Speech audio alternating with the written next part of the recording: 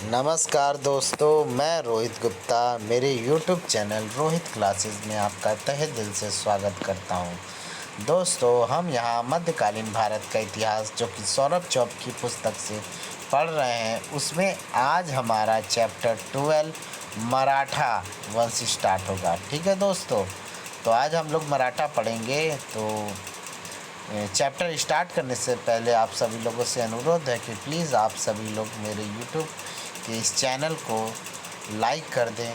Channel को जितने नए यूज़र्स देख रहे हैं प्लीज़ सब्सक्राइब करके बेल आइकन प्रेस कर दें ताकि वीडियो आप तक जल्द पहुंच सके।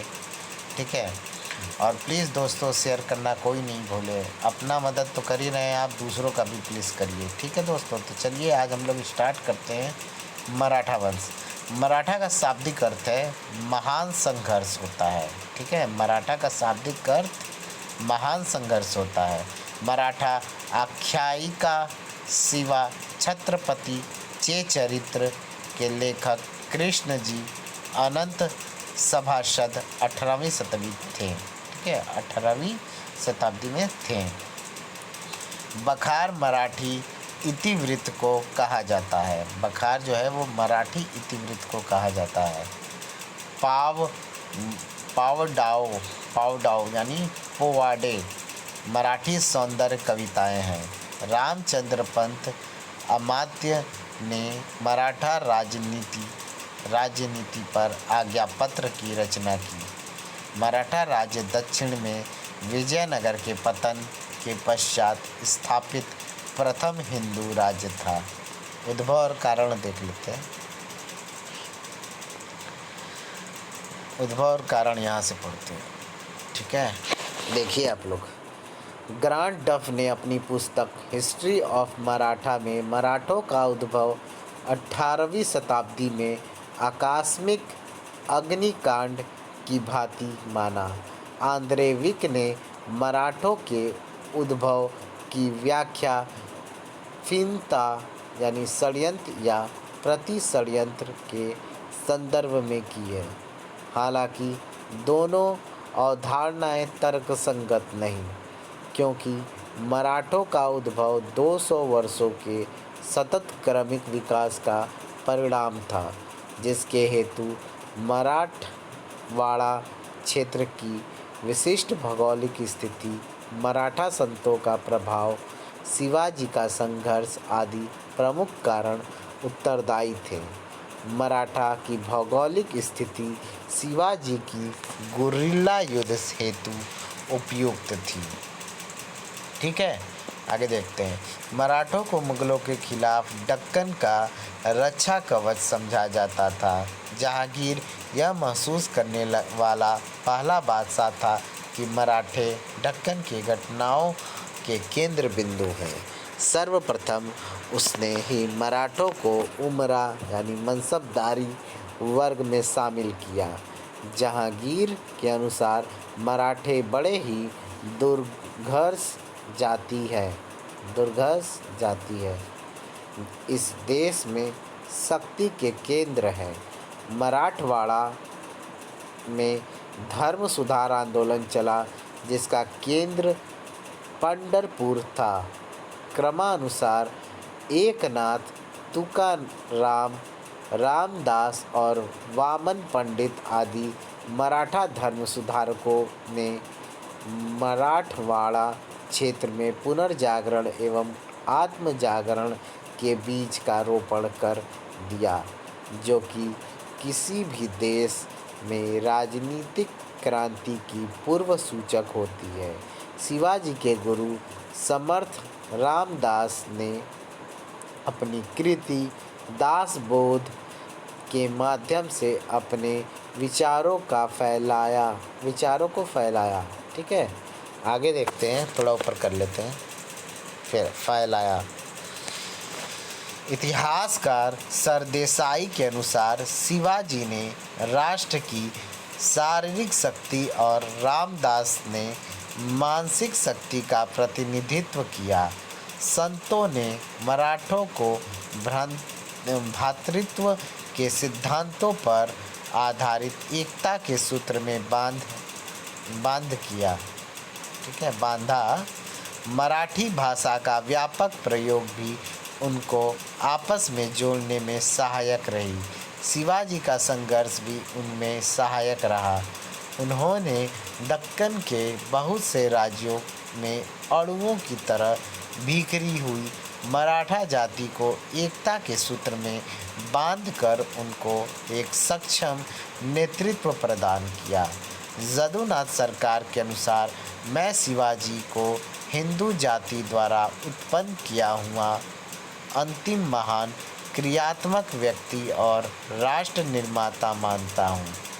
वहीं गोविंद रनाडे ने शिवाजी को नेपोलियन की भांति महान संगठनकर्ता माना है। रनाडे के अनुसार यदि औरंगजेब ने दक्षिण पर आक्रमण न किया होता तो एक मराठा राष्ट्र की स्थापना न होती। वतन, ठीक है, वतन देखते हैं। यह अरबी भाषा का शब्द है जिसका अर्थ जीविका का स्रोत होता है। वतन का मतलब वतनदार। राजकीय अनुदान से प्रदत्त भूमि का स्वामी वतनदार कहलाता था। मराठा सामाजिक राजनीतिक प्रणाली का आधार वतन था। शिवाजी के आंदोलन की प्रमुख शक्ति छोटे वतनदार थे। बड़े वतनदारों ने तो शिवाजी की उभरती शक्ति को दबाने का प्रयास किया।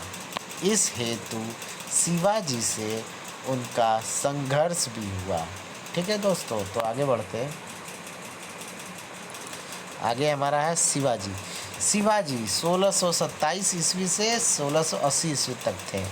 जन्म जो है 20 अप्रैल 1627 ईस्वी को पूना के जुन्नार नगर के शिवनेर दुर्ग में हुआ था। वंश था भोसला। पिता शाहजी थे, माताजी जीजाबाई थी। राजधानी इनका रायगढ़ था। राज्याभिषेक इनका जून 1674 ईस्वी को हुआ था। उपाधि हैदव, धर्मोद्धारक, गौ ब्राह्मण, प्रतिपालक, क्षत्रिय कुलावंतश, सिंहासनाधीश्वर उपाधि इन्हें प्राप्त थी। ठीक है दोस्तों, आगे बढ़ते हैं। यही है। औरंगजेब शिवाजी को पहाड़ी चूहा या मामूली भूमिया कहता था, लेकिन वह वही औरंगजेब है जिसे अंत में कहना पड़ा मेरी सेना 19 वर्ष से शिवाजी के विरुद्ध युद्ध कर रही है, परंतु फिर भी उसके राज्य का विस्तार होता रहा है। दादाजी कोणदेव शिवाजी के पिता की संपदा के प्रशासक थे। कौन? दादाजी कोणदेव। शाहजी ने शिवाजी को इसी ब्राह्मण के संरक्षण में छोड़ा था। इन्होंने बालक शिवा को सैनिक एवं असैनिक प्रशासन की शिक्षा दी थी। 1647 ईस्वी में दादाजी कोणदेव की मृत्यु हो गई। अब से शिवाजी अपने लक्ष्य की पूर्ति के लिए पूर्ण रूप से स्वतंत्र हो गए। आगे रामदास शिवाजी के नैतिक गुरु थे। इनसे अध्यात्म एवं धर्म की शिक्षा शिवाजी ने लिया। शिवाजी का झंडा भगवा ध्वज था जो कि उनके गुरु का वस्त्र था। आगे देखते हैं। वस्त्र था। शिवाजी भोसले वंश के थे।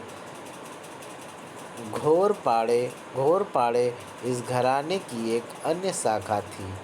भोसले एवं दफले या चावन जैसे घरानों को बहमनी सल्तनत एवं उनके उत्तराधिकारी राज्यों के अंतर्गत महत्व मिलना शुरू हो गया था। इस राज्यों में मराठा सैनिकों की बारगीरों या बरगी के रूप में नियुक्ति हुई। बीजापुर के इब्राहिम आदिल शाह ने 30,000 मराठा वर्गी की नियुक्ति की थी। इसी के साथ उसने राजस्व व्यवस्था के सभी स्तरों पर मराठी का प्रयोग प्रारंभ किया।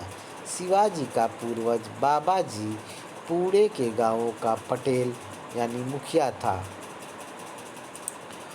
उसके 2 पुत्र मालोजी एवं विठोजी थे। शिवाजी के दादा मालोजी अहमदनगर के अंतर्गत दौलताबाद के निकट वीरुल में रहते थे। शिवाजी के पिता शाहजी ने अहमदनगर के सुल्तान की सेना में एक अश्वारोही के रूप में अपना जीवन आरंभ किया। 1622 ईस्वी में मलिक अंबर ने मालोजी के पुत्र शाहजी को सोलापुर एवं पुणे परगने की जागीर दी। 1630 ईस्वी में वह मुगल सेवा में सम्मिलित हो गए तथा शाहजहां से 5,000 का मनसब तथा पुणे की जागीर पाया। उसके बड़े भाई मीना जी एवं और बड़े पुत्र संभाजी को भी शाहजहां ने मनसब दिया।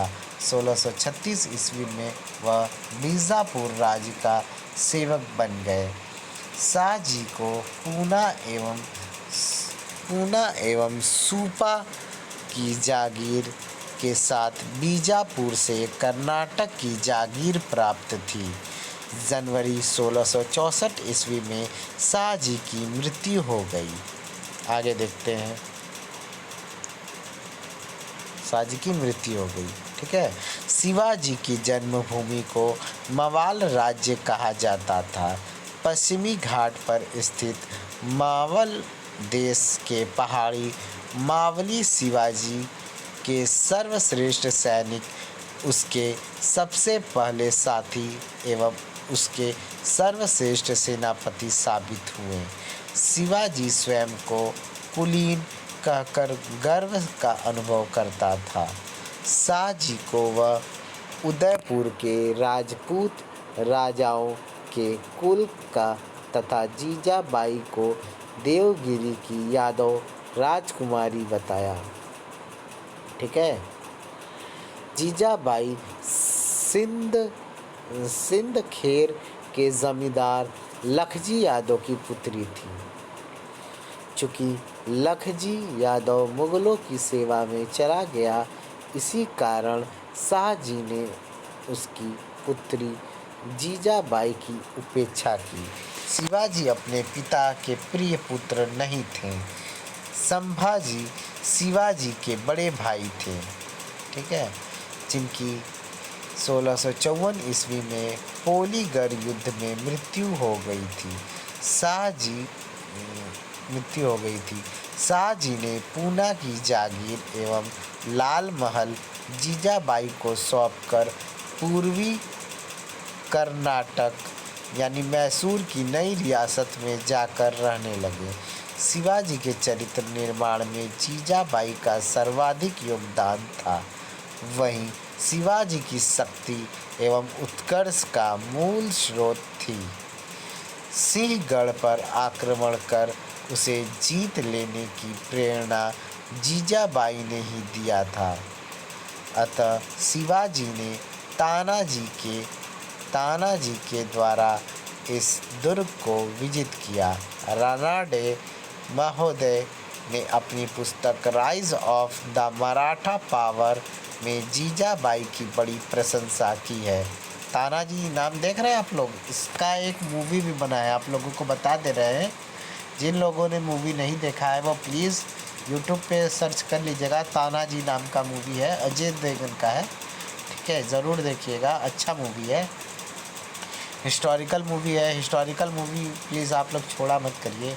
जो भी हिस्टोरिकल मूवी आता है देखा करिए, कुछ ना कुछ तो आप लोगों को नॉलेज बढ़ेगा ही, यहाँ इतिहास में क्या हुआ। ठीक है, आगे बढ़ते हैं। जीजाबाई की बड़ी प्रशंसा की है। आगे, हालांकि अकबर की भांति शिवाजी भी अशिक्षित ही रहे। ठीक है, आगे देखते हैं। ये कोटेशन में थोड़ा कुछ नीचे लिखा है, उसको पढ़ ही लेते हैं।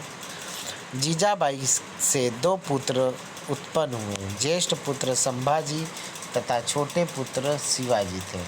1634 से 35 ईस्वी में जीजाबाई मुगल कारावास में रहीं। शाहजी ने जीजाबाई एवं नवजात शिवाजी का परित्याग कर दिया था। वह कर्नाटक में अपनी दूसरी पत्नी तुक्काबाई एवं उसके पुत्र व्यंकोजी के साथ रहते थे। ठीक है, आगे देखते हैं। शिवाजी की पत्नियां देख लेते हैं दोस्त, थोड़ा बड़ा कर लेते हैं। हाँ, ये रहा, सही है। ठीक है, अब हम देखेंगे शिवाजी के पत्नियां। ध्यान दीजिएगा आप लोग। साईबाई निम्बालकर। साईबाई निम्बालकर शिवाजी का प्रथम विवाह था। साईबाई शिवाजी के सबसे बड़े पुत्र संभाजी की माँ थी। उनकी पुत्री अंबिकाबाई की मृत्यु शिवाजी की मृत्यु से पूर्व हुई थी। पुतलीबाई, यह शिवाजी की मृत्यु के बाद सती हो गई थी। पुतलीबाई। सोयराबाई राजमहिषी थी। जो सोयराबाई थी वो राजमहिषी थी और शिवाजी के दूसरे पुत्र राजा राम की माँ थी। राज्याभिषेक के अवसर पर शिवाजी ने सोयराबाई से दूसरी बार विवाह किया था।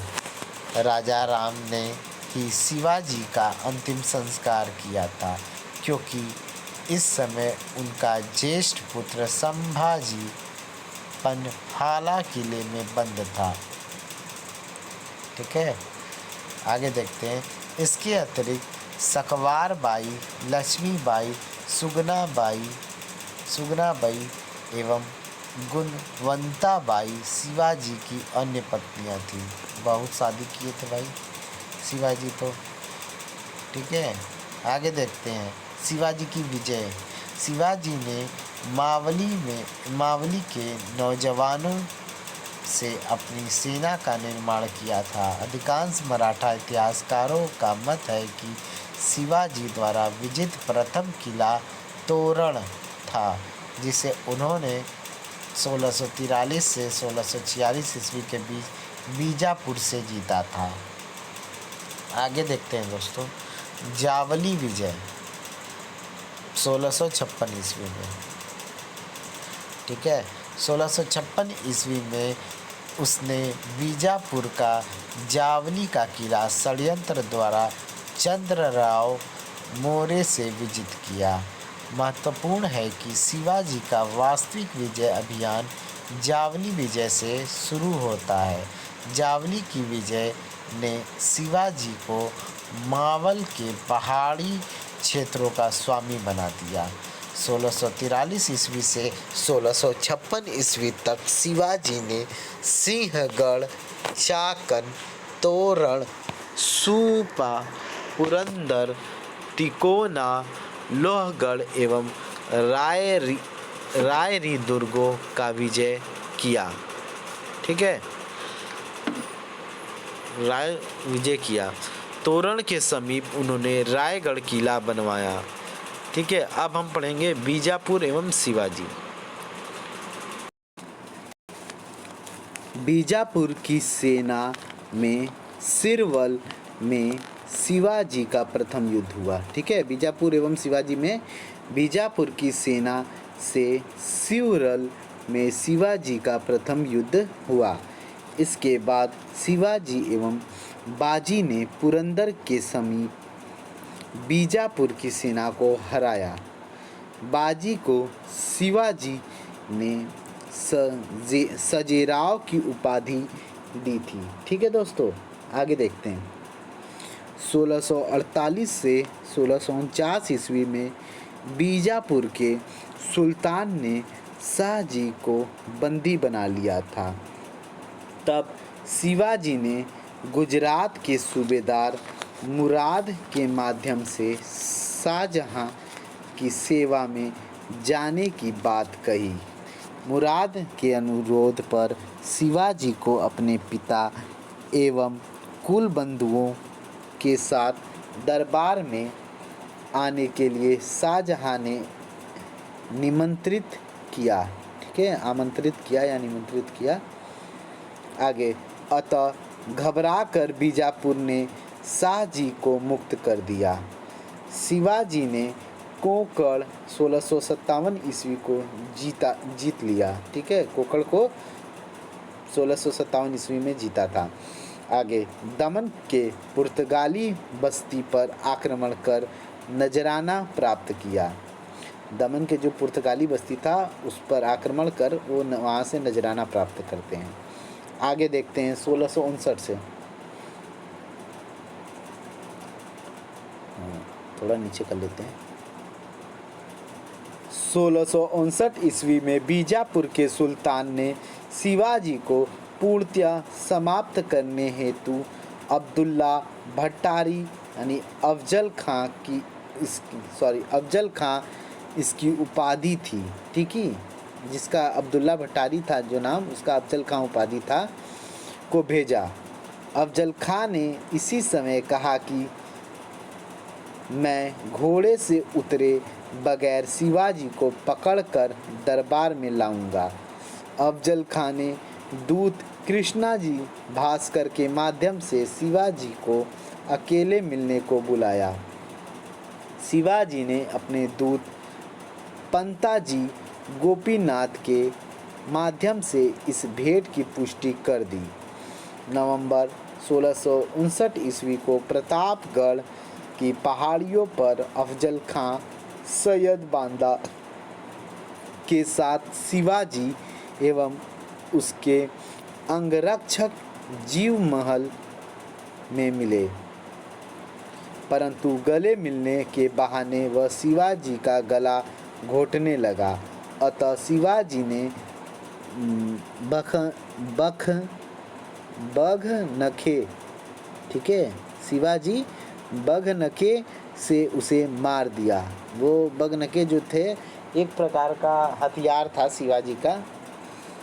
ठीक है, हाथों में वो पहनते थे और वो हाथ में जब वो गला दबा रहा था तो बस उसी से वो उनका वध कर देते हैं। ठीक है, उसे ख़त्म कर देते हैं, बघनखे से उसे मार दिया। हालांकि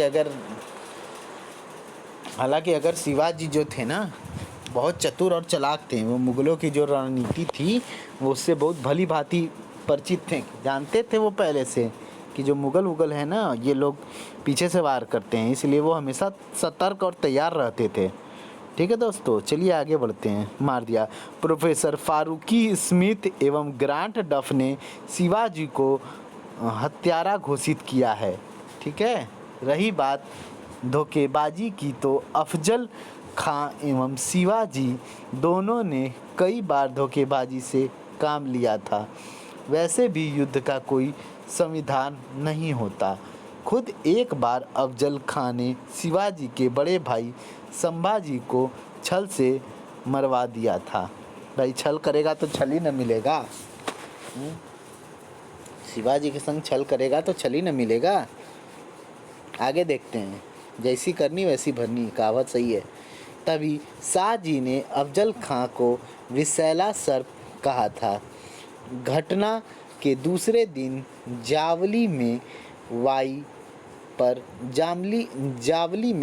पर स्थित बीजापुरी सैनिकों का मुख्य अड्डा मराठों द्वारा लूट लिया गया, किंतु बीजापुर के सेनापति रुस्तम खां ने पनहाला के समीप मराठों को खदेड़ दिया। जनवरी 1660 ईस्वी तक शिवाजी ने क्रमशः पनहाला, बसंतगढ़, खेलना एवं पंगना सहित अन्य दूसरे बीजापुरी किलों को विजित कर लिया। अतः घबराकर बीजापुर के सुल्तान ने शाह जी को अपना प्रतिनिधि बनाकर शिवाजी से संधि करने हेतु भेजा। संधि के तहत बीजापुर ने शिवाजी की स्वतंत्रता को मान्यता दे दिया। 1662 ईस्वी में शिवाजी ने रायरी का नामकरण रायगढ़ किया। ठीक है, इसे अपनी नवीन राजधानी घोषित की। 1673 ईस्वी में शिवाजी ने उमरानी या उमरानी युद्ध में बीजापुर की सेना को पराजित किया। ठीक है दोस्तों, आगे देखते हैं।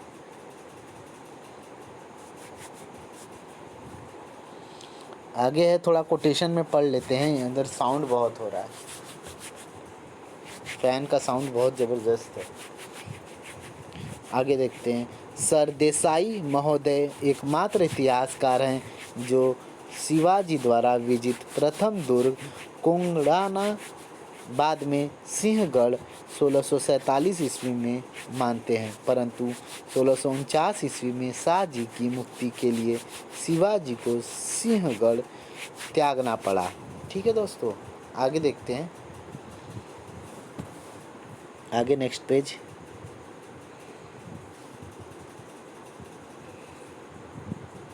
शिवाजी और मुगल 1657 ईस्वी में शिवाजी का मुगलों से प्रथम मुठभेड़ शाहजहां के काल में हुआ। शिवाजी पराजित हुए चूँकि वह बीजापुर के आदिल शाह की तरफ से युद्ध में सम्मिलित हुए थे। अतः जब औरंगजेब ने आदिल शाह से संधि कर ली, तब शिवाजी ने भी दूत रघुनाथ पंत एवं कृष्णाजीराव भासर के माध्यम से उन्होंने अधीनता स्वीकार कर ली थी। यह बात मुगल उत्तराधिकार युद्ध की शुरुआत से पहले की है। उनका मुगलों से द्वितीय युद्ध 1660 ईस्वी में बादशाह औरंगजेब के समय हुआ। औरंगजेब ने शाइस्ता खां को दक्षिण का सूबेदार बनाकर भेजा। पूना को जीतकर शाइस्ता खां ने उसे अपना मुख्यालय बनाया। शाइस्ता खां ने शिवाजी के पैतृक गृह लाल महल को अपना निवास स्थान बनाया। अप्रैल 1663 ईस्वी में शिवाजी ने पूना के लाल महल में घुसकर शाइस्ता खां पर हमला कर दिया। अपनी 2 अंगुली गंवाकर शाइस्ता खां भाग गया। उससे क्रोधित होकर औरंगजेब ने उसे बंगाल का सूबेदार बनाकर भेज दिया। मुअज्जम को दक्षिण का सूबेदार बनाया गया। तारीख़-ए-दिलखुश का लेखक भीमसेन बताता है कि दक्षिण में शिवाजी को मुगल सूबेदार जसवंत सिंह से गुप्त रूप से सहायता मिलती थी। शिवाजी ने सल्हेर फरवरी 1672 ईस्वी एवं सल्लेर और मुल्लेर में मुगलों को हराया था। ठीक है, आगे। सल्लेर युद्ध में गुजरात के मुगल सूबेदार बहादुर खां एवं दक्कन के सूबेदार दिलेर खान को हराया था। आगे देखते हैं। सूरत की लूट से देखते हैं 1664 से 1670 ईस्वी। 1664 ईस्वी में शिवाजी ने सूरत की प्रथम लूट की। ठीक है, यहाँ का मुगल सूबेदार इनायत खां था। रेजान लेस्केलॉट जो सूरत की अंग्रेज फैक्ट्री का प्रमुख था, इस लूट का प्रत्यक्षदर्शी था। 1670 ईस्वी में सूरत को दूसरी बार लूटा गया। सूरत की लूट में से वापसी के समय कंचन मंचन दर्रे पर स्थित वाड़ी डिंडोरी के युद्ध में पुनः मुगलों को हराया। आगे 1664 ईस्वी में शाहजी की मृत्यु हो गई। इसी समय शिवाजी ने राजा की उपाधि धारण की और सिक्के चलाए। ठीक है, आगे देखते हैं। व्यंकोजी पूर्वी कर्नाटक का शासक बना। आमेर के राजा जय सिंह को 1665 ईस्वी में औरंगजेब ने दक्षिण का सूबेदार बनाकर बीजापुर एवं शिवाजी के विरुद्ध भेजा। सेनानायक दिलेर खां को जय सिंह का सहायक नियुक्त किया गया। इस अभियान हेतु जय सिंह ने औरंगजेब से मनूची को अपने साथ भेजे जाने की मांग की थी। हफ्त अंजुमन हफ्त अंजुमन उन पत्रों का संग्रह है जो जय सिंह ने दक्षिण से औरंगजेब को लिखा था। जय सिंह ने व्रजगढ़ जीतने के बाद पुरंदर के दुर्ग का घेरा डाल दिया। पुरंदर एवं माची दुर्ग मराठों का शस्त्रागार एवं सैनिक चौकी की रक्षा करते हुए सेनापति मुरार बाजी प्रभु 300 मवालियों के साथ मारे गए। वह स्थान जहां मुरारबाजी प्रभु ने अपना बलिदान दिया आज रणथंभ युद्ध की पहाड़ी के नाम से प्रसिद्ध है। उनकी मृत्यु के बाद भी मराठे युद्ध करते रहे और चिल्ला चिल्ला कर कह रहे थे, एक मुरारबाजी की मृत्यु से क्या होता है, हम भी उसी की भांति वीर हैं और हम भी उत्साह के साथ लड़ेंगे। यदुनाथ सरकार के अनुसार दुर्ग के रक्षकों में डआस की माता एक स्पार्टन महिला का साहस था। अतः शिवाजी ने हिंदी में पत्र लिखकर रघुनाथ पंडित के माध्यम से जय सिंह के पास भेजा, कहा कि वह संधि हेतु तैयार है। मनूची ने स्टोरिया दी मोगोर में शिवाजी एवं जय सिंह की भेंट, आगे देखते हैं, ऊपर कर लेते हैं थोड़ा, भेंट का आंखों देखा विवरण दिया है।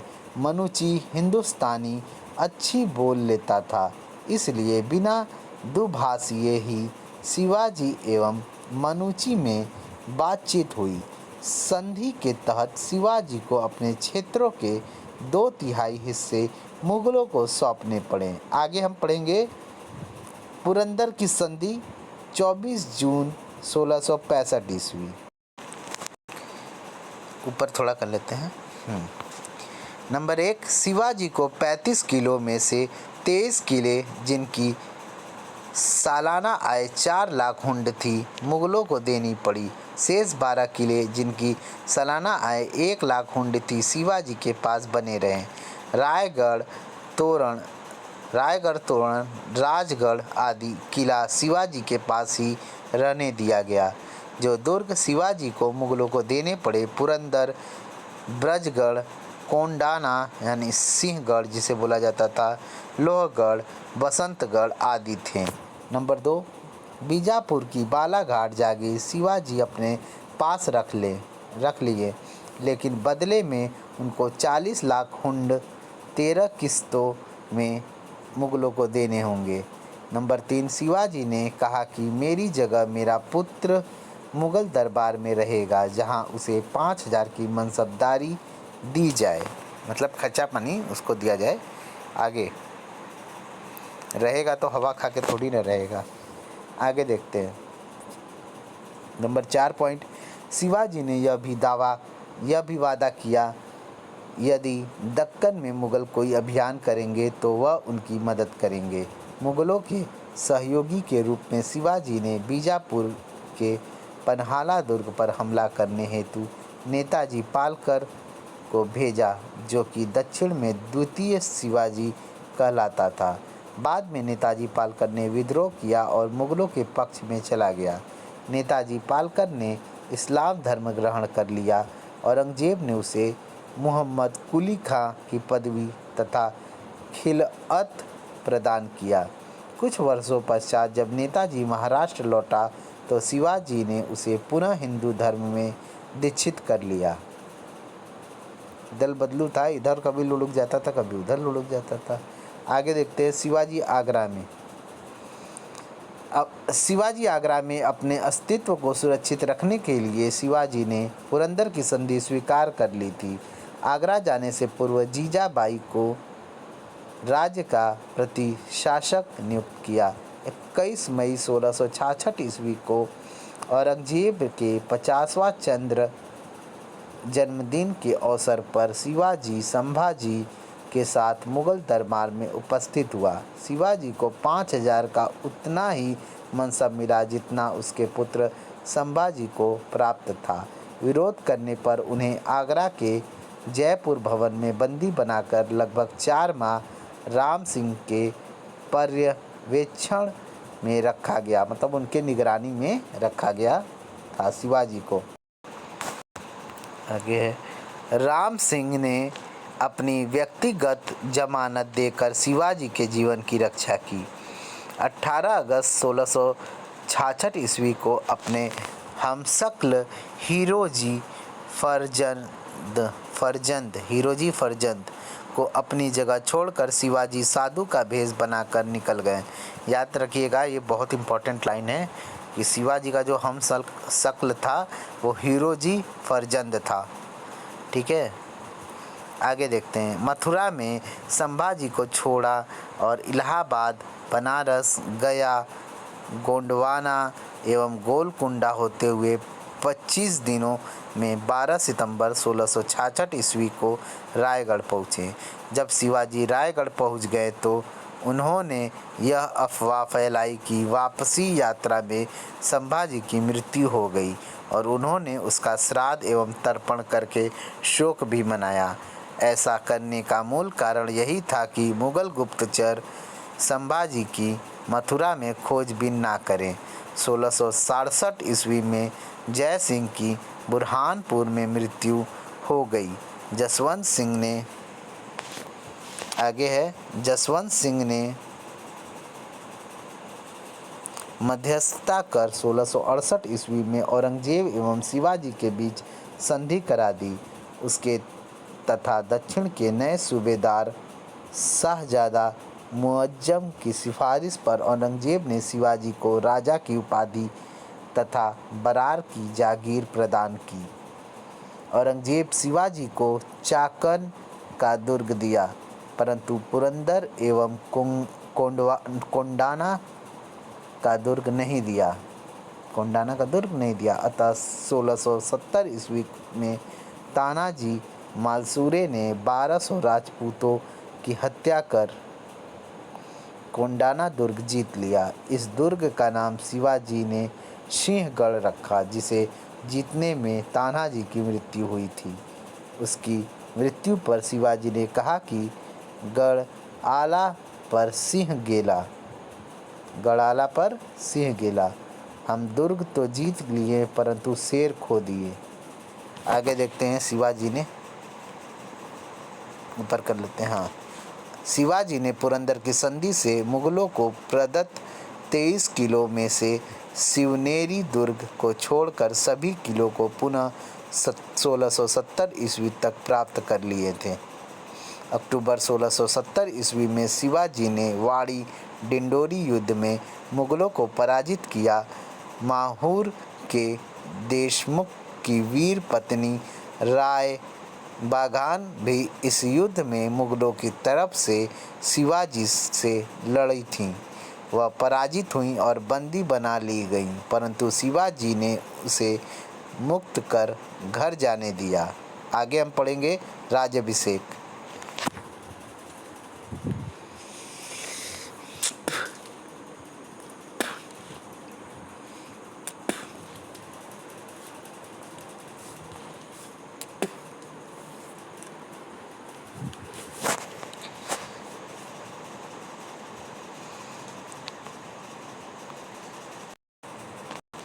आइए राज्याभिषेक देखते हैं। जून 1674 ईस्वी में पहला राज्याभिषेक बनारस के विशेश्वर गंगा घाट ने किया था। गंगा घाट हम कह रहे हैं, विशेश्वर नाम के एक गंगा भट्ट थे, उन्होंने ही किया था। ठीक है। राज्याभिषेक के 12वें दिन बाद जीजाबाई की मृत्यु हो गई, इसलिए शिवाजी का दूसरा पूरक राज्याभिषेक सितंबर 1674 ईस्वी में तांत्रिक विधि से निश्चलपुरी ने किया। ठीक है। विशेष भूमिका देखते हैं। शिवाजी के निजी सचिव बालाजी आवजी की राज्याभिषेक में विशेष भूमिका थी। स्थल देखते हैं, रायगढ़ में यह राज्याभिषेक संपन्न हुआ था। अंग्रेज प्रतिनिधि जो थे वो हेनरी ऑक्सेनडेन इस राज्याभिषेक में उपस्थित था। राज्याभिषेक संभवतः राजशक संवत, इसी समय शिवाजी ने राज्याभिषेक संवत का प्रवर्तन किया। ठीक है, आगे हम पढ़ेंगे।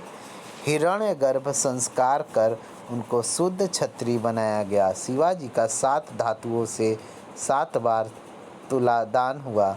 उन्होंने छत्रपति, गौ ब्राह्मण प्रतिपालक, यवन परपीड़क, सभापति, क्षत्रिय कुलावंतश, हैदव धर्मोद्धारक, हिंदू पादशाही आदि उपाधियां धारण की। राज्याभिषेक बाद के काल को शिवाजी के राज्याभिषेक युग का नाम दिया गया। राज्याभिषेक के समय शिवाजी ने तांबे का शिवराई तथा सोने का हुंड सिक्का जारी किया था।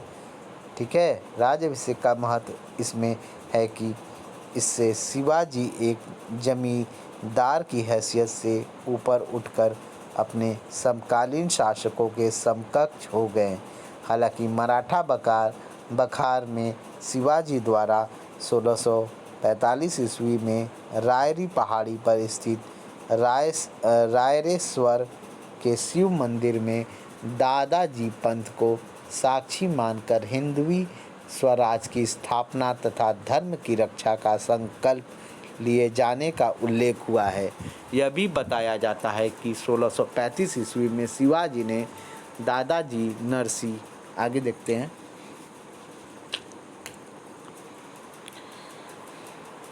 प्रभु को हिंदवी स्वराज योजना के विषय में लिखा था, लेकिन फिर भी हम वास्तविक रूप से उनकी हैदव धर्मोद्धारक की उपाधि को औरंगजेब की संकीर्ण धार्मिक नीतियों के विरोधी या हिंदू धर्म की रक्षा हेतु कृत संकल्प के रूप में नहीं देख सकते। आगे है, सतीश चंद्र महोदय ने ही सर्वप्रथम इस अवधारणा को सफलतापूर्वक स्थापित किया था। इसी समय शिवाजी के भाई व्यंकोजी ने तंजौर में शिवाजी जैसा ही राज्याभिषेक आयोजित कर अपनी प्रभुसत्ता की घोषणा की थी। ठीक है, आगे है, पूर्वी कर्नाटक अभियान 1678 ईस्वी में। यह शिवाजी के जीवन का अंतिम सबसे महत्वपूर्ण एवं सबसे बड़ा अभियान था।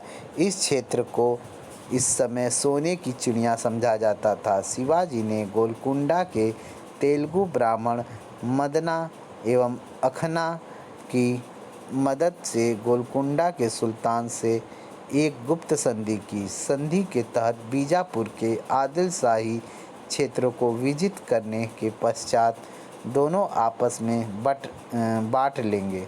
ठीक है, दूसरे, यदि दोनों पर मुगलों का आक्रमण होता है तो वे आपस में परस्पर सहयोग करेंगे।